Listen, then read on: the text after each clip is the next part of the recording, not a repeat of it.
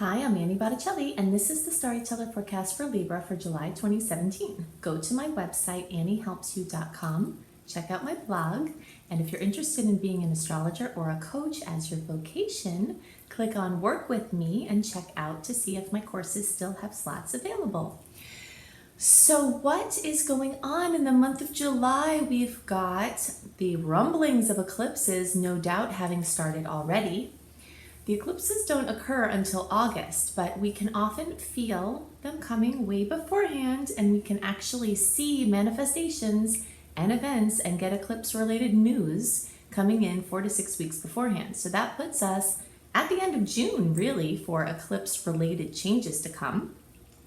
If you think about what was going on in your life through 2008 and 2009, those are the kinds of major changes that are likely to repeat themselves. And if they were minor changes for you, then that could be so. But however, whatever was changing in whatever areas of your life that were affected at that time are very likely going to be the same areas that are affected now, because we are back in the Leo Aquarius cycle for the eclipses.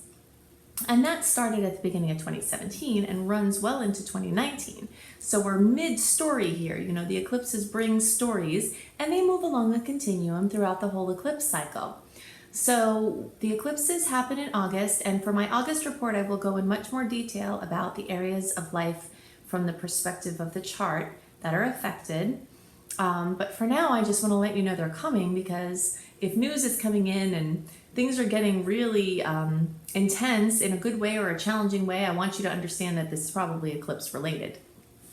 So we have planets, personal planets in the sign of Cancer, water energy. So there's a lot of emotional energy going on this month.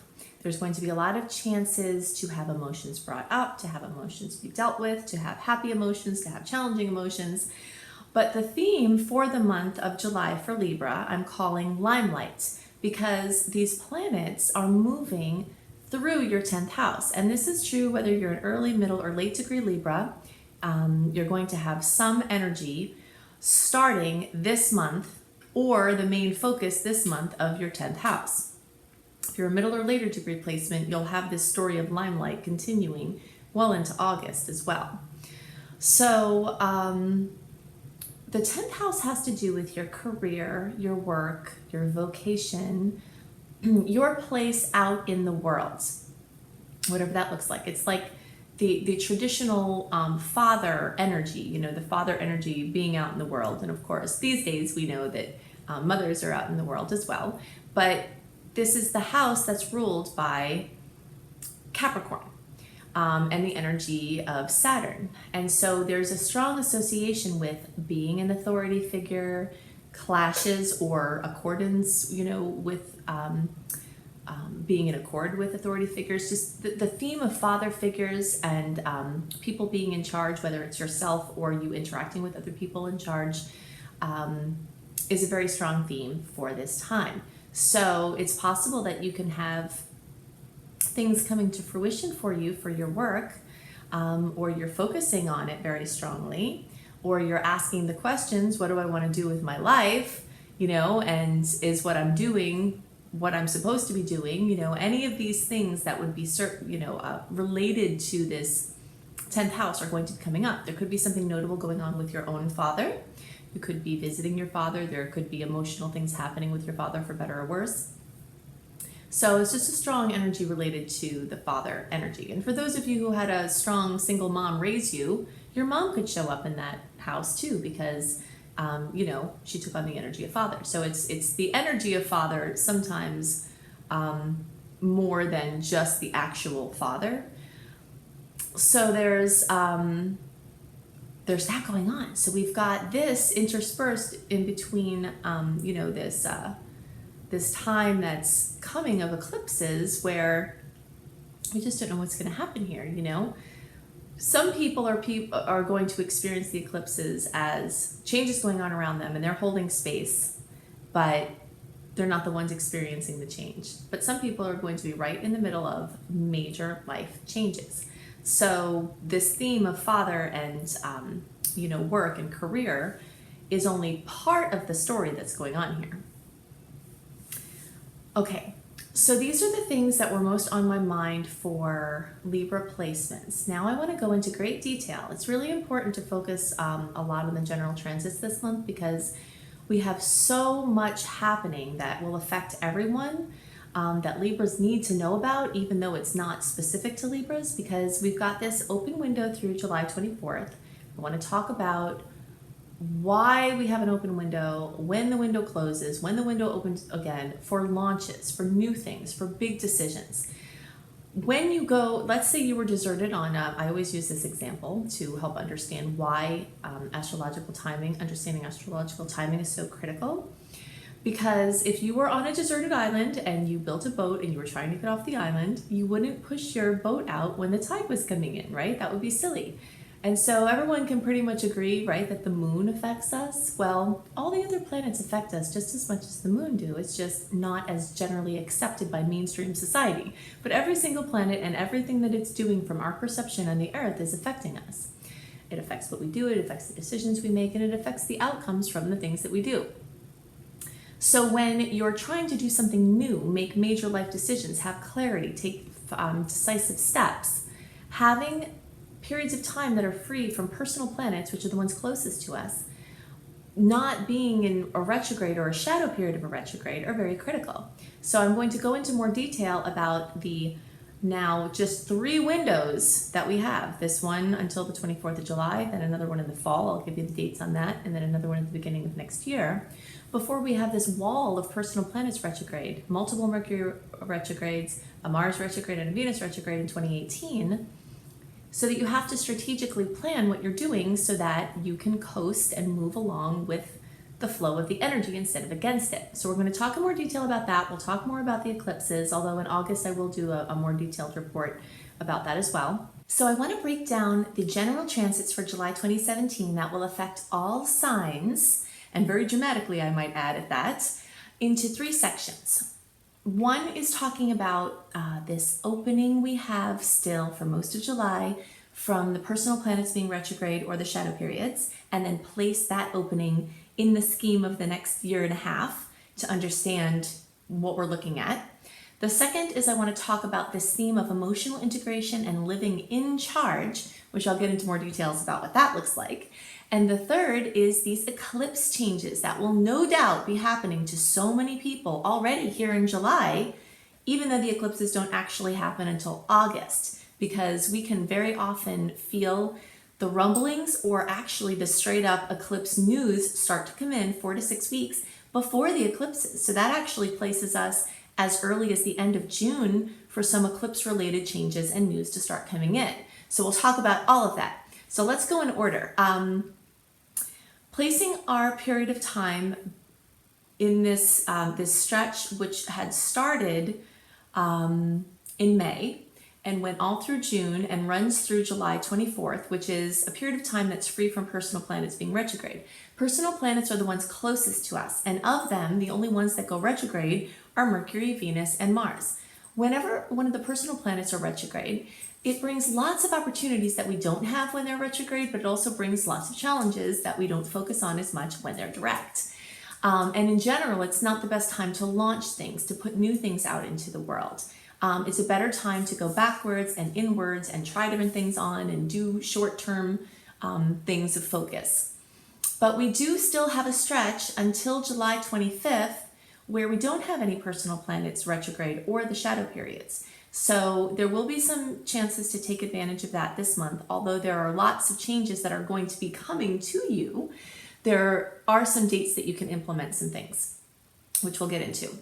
But understanding this general shadow period that's going to start from July 25th, we've got Mercury going retrograde again on August 13th. So between July 25th and August 13th, we have what's called a pre-shadow period.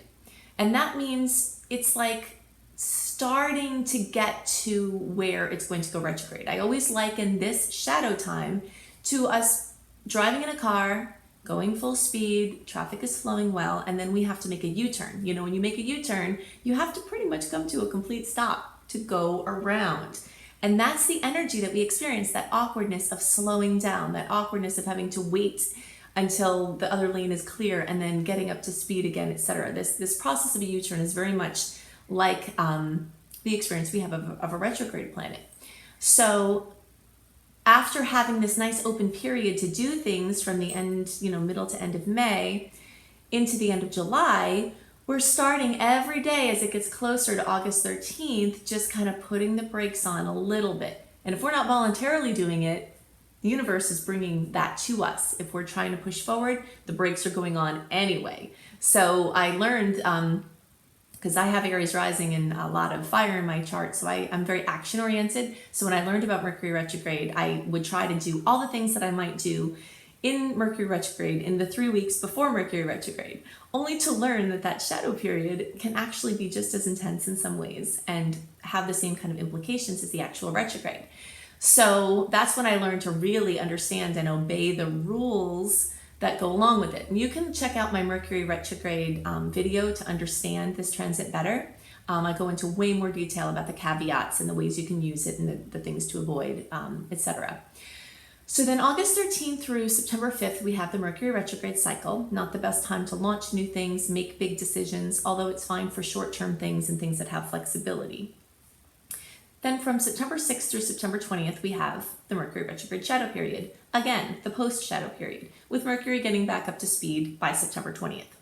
So this window that occurs between September 21st and November 15th is our last open period of the year without any personal planet retrogrades or shadow periods. So if you are not able to slip your launches and your new things in the period of time before July 25th, then you do have another period of time this year between September 21st and November 15th to do that. But if you've got some big plans brewing that are not quite ready to bring out yet, you might want to light a fire under your butt to do it, because next year we've got a year of personal planet retrogrades again, similar to this year, but actually more intense, because from January 12th through March 7th of 2018, and then a short little 5 days or so in May of 2018, are the only times of 2018 that we don't have a personal planet retrograde, because we'll have multiple Mercury retrogrades in 2018. We'll have a Venus retrograde at the end of the year. We'll have a Mars retrograde that dominates a good portion of the year with its shadow periods, etc. So if you are trying to push things into motion, then you really want to take advantage of these opportunities to launch things. It's fine for business as usual, but things tend to slow down. So if you're feeling a little lazy and procrastinating, then knowing that this wall of retrogrades is coming starting March of 2018, so you want to take advantage of the time, up until July 24th, the time from September 21st to November 15th, and the time from January 12th through March 7th for your big decisions, your big launches. Okay, so there are quite a few challenging spots this month, but I always think that the challenging spots are what help us build character. They're what help us push through issues. They're what help us find those hidden blocks and that are stopping us from living in our fullest. If everything is going really well and going smoothly, we're not always as inclined to do the inner and outer work that we need to do to push through the things that are keeping us within the matrix. So when you have a month like this month that is just full of challenged aspects, especially with personal planets in the sign of Cancer, because Cancer is an emotional energy. It's about home and family, and no doubt there will be lots of themes involving home and family, homes, real estate, going to see family, family coming to see you, family issues, family opportunities. It's just going to be very much about home and family. But there's a lot of challenging aspects with these personal planets in specifically Mercury, the Sun, and Mars in Cancer, conflicting with these other planets that are bringing, it's bringing up weak spots in your identity and yourself and your communication and your creative faculties and how you use your energy and the male sides of each person, the action-oriented sides of each person. So challenges will come and opportunities will come to clear up, to see and to strengthen those weak spots. There are also quite a few challenged points with Venus in Gemini. So that's going to make for a lot of wishy-washiness. Venus rules love and beauty and money. So anything involving love and beauty and money, you're probably going to be flip-flopping back and forth. So even though we technically have an open window to make decisions, from the retrogrades, there are so many challenged planets that I don't love July as much for trying to push things forward unless things feel good, they're rolling and you're okay and you're certain, then that's fine. That's why I like that window in June, especially the first 3 weeks of June, if you're listening to this early, for pushing things through, because once you get into July, there's just a lot of emotion. There's a lot of wishy-washiness. There's a lot of, weak spots being, poked at. And that's not always the best place to try to make big decisions from. So we've got this all over the place energy of Venus. So money stuff, things with your romantic life, just kind of being all over the place, whatever that winds up looking like for you. Now within all of that, we've got amazing aspects all throughout the month as well, interspersed with these challenged aspects. You can, when you sign up for my free email newsletter, if you go to anniehelpsyou.com and sign up for my free email newsletter, I write a monthly report with more details about the dates and the aspect and the the possible implications of those aspects.